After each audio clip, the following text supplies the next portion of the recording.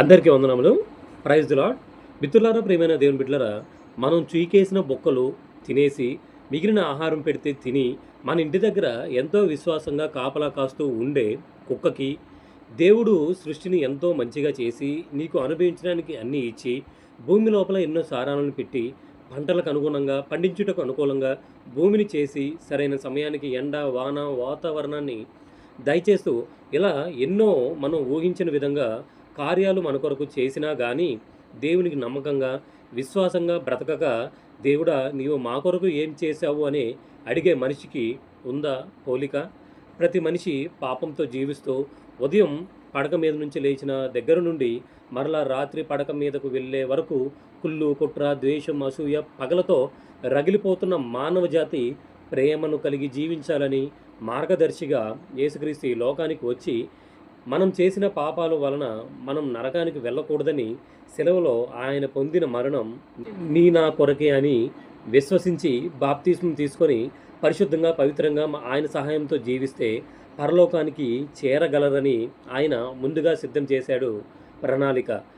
ఆయన చేసిన త్యాగం కేవలం నువ్వు నేను నరకానికి వెళ్ళకూడదని, పరలోకం చేరతామని, పరలోకం చేరడానికి ప్రపంచానికి ఏసే మార్గమని నమ్మితే వస్తుంది మన మనసులో కదలిక.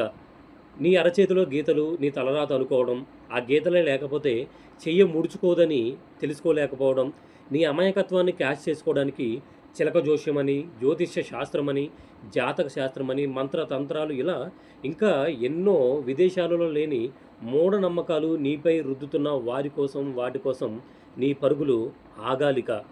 నీ తల వెంట్రుకల లెక్క కూడా తెలిసిన, నీ జనన జీవన మరణాలు తన వశంలో ఉంచుకున్న, భూత వర్తమాన భవిష్యత్ కాలంలో ఉన్న పరమందున్న ఆ పరమ తండ్రి వైపుకు నీ అడుగులు సాగాలిక.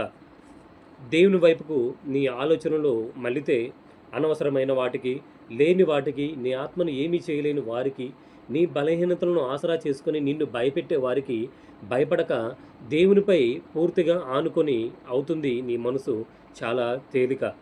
ఆయన వైపే నీ ఆలోచనలు తలంపులు, పరలోకం కొరకే నీ ఆశ ధ్యాస ఉంటే అవుతాడు ఆయన నీ హృదయానికి ఏలిక.